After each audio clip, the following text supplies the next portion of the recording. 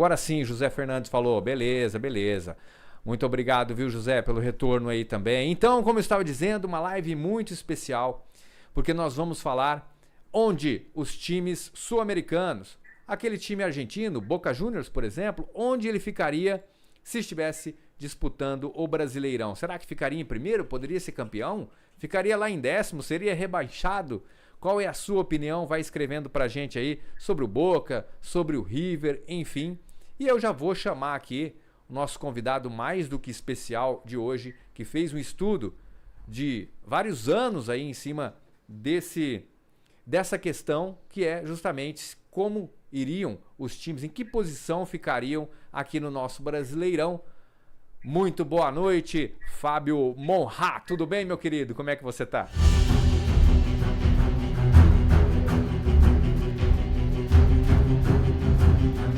E o River tem uma coisa que é importante também, e isso vai também ser muito influente nos resultados, ele tem muitos confrontos contra times brasileiros. Então aí você já tem sim um parâmetro muito real do que um River Plate poderia fazer no Campeonato Brasileiro, né?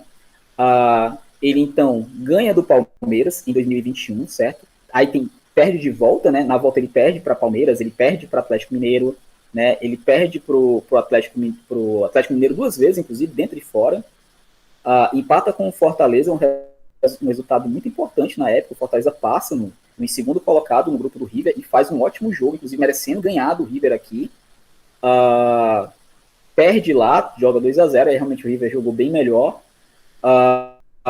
E aí perde para o Fluminense, né? Agora mais recente, agora o 5-1 aqui, 2-1 que ele perde também. Aí são os dois resultados que eliminam o River Plate, né? O 2-1 aqui e os 2-1 lá. E aí você tem os resultados, em vez de estar as vitórias para eles, os vermelhos estão as derrotas e azul está empate. Então, dentro desse panorama dos 3 anos, das vitórias, o River Plate teve 13 vitórias no total, aí não só contra o brasileiro, certo?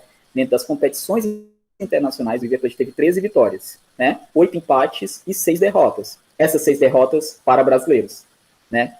Na verdade, uma não foi para brasileiro, mas dessas 6 derrotas, 5 foram para brasileiros.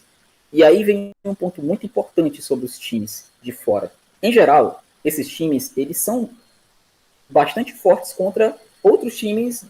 Por exemplo, vou pegar aqui o River, perde pouco para outros times que não sejam dos brasileiros, mas perde bastante para brasileiro. Time, por exemplo, tem um time que tem um resultado muito bom, que é, por exemplo, o Barcelona de Guayaquil, né? Só que quando ele enfrentou brasileiros, ele geralmente perdeu. Então, nesse ponto aí, vai ter aquela questão dos 6 pontos se ganha. Ou seja, se você ganha do brasileiro, você está muito bem, você vai ter uma pontuação muito alta. Agora, se você perde, você vai perder bastante. Porque, no final das contas, é importante dizer para todo mundo que está assistindo aqui, o que vale é o teu confronto contra o brasileiro. Porque tu vai participar do Brasileirão, né? Então, no final das contas, é isso que a gente está discutindo. Como seria o desempenho do seu time no Brasileirão, jogando contra os brasileiros. E aí, nesse ponto, a gente vai ter já alguns resultados, como a eliminação do Nacional para o Atlético Goianiense, como, por exemplo, o América Mineiro fazendo resultados muito interessantes. Mesmo assim, esses times, o América Mineiro praticamente rebaixado, o Goianiense caindo, né? A gente tem alguns resultados assim que, por exemplo, teve um ano, não foi o Goianiense mesmo, o Goianiense, ele elimina o Nacional goleando, assim, mas jogando assim, um absurdo. O Nacional com o Soares ainda, né? Então, assim, você vê que o nível desses times são muito comparados nesse ponto e com outras questões. Não é só... como eu falei para vocês, a pessoa que falou sobre o Fortaleza é muito interessante. O Fortaleza ele é um resultado de uma estrutura de clube, né? A estrutura do clube cresceu e os resultados vieram. Hoje, o Fortaleza... E eu sou de Fortaleza, tá? Deixa bem claro assim, conheço a fundo a história do clube. Vi desde que eu tô com 37 anos, então conheço bastante daqui. E todo mundo que conhece sabe que o Fortaleza sempre foi um time de estrutura muito, muito frágil. E aí com o Rogério Ceni muda isso e hoje o time está crescendo diretamente ligado a isso. Isso vai estar também relacionado, Edu, aos times de fora. Eu tenho amigos, eu faço algumas participações em outros canais, né? Da Argentina, também falo com outras pessoas de outros países. E essa questão da estrutura, ela conta muito, né? Tem comentário também aí, né? Tem que jogar na voadora, igual eles também, o Jamison mandou aqui.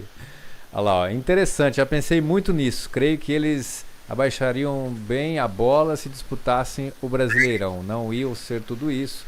Lá o campeonato argentino é bem inferior. Aí. A mensagem do nosso amigo aí, que eu não consegui ler o nome, eu achei meio complicado.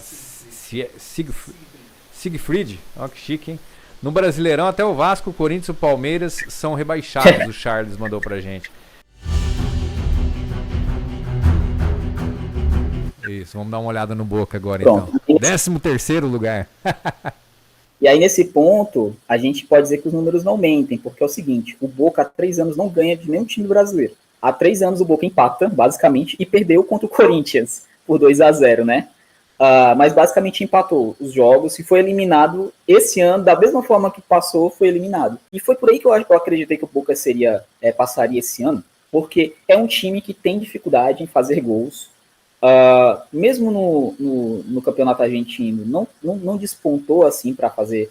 Não tem a estrutura do Boca hoje, não é feita, o time não é feito para fazer muitos gols, mas é um time organizado no que diz respeito ali ao meio-campo, principalmente. O Cavani, ele é um jogador que, assim, por mais que ele seja um jogador de frente, o Cavani, ele dá muita consistência defensiva. Vamos lembrar que, por exemplo, o Cavani cansou de marcar o Neymar nos jogos Brasil e Uruguai, por exemplo. Cansou, ele ficava lá na lateral marcando o Neymar. Assim, ele tem essa disposição para marcar e, obviamente, vai dificultar ele estar na área naquele momento certo para poder fazer os gols. Então, assim, tanto é que o Cavani teve uma jogada no jogo de ida, lá na Argentina, em que a bola passa praticamente por entre as pernas dele. Acho que o zagueiro do Palmeiras se adianta, e ele, naquele momento, ele não está bem posicionado, porque ele não está na posição do que seria o 9 para poder marcar o gol. Por quê? Porque ele tem esse trabalho de fazer a pressão, né, e tem que se virar. E o time do Boca, ele não tem uma estrutura de ataque. Assim, ele é um time ali que ele faz bem ali o box to box, como se fala no inglês, né? Ou seja, ali a parte de trás da intermediária até o meio de campo ali, passando o meio de campo do time adversário, mas tem dificuldades. Não tem, por exemplo, um Palermo, né? Não tem aquele jogador trombador, centroavante que bota a bola de caído no chão, tipo um Fred. Não tem. Então, mas e o Palmeiras também não tinha aquele momento. O Palmeiras também perdeu o Dudu, que era basicamente o desafogo do time.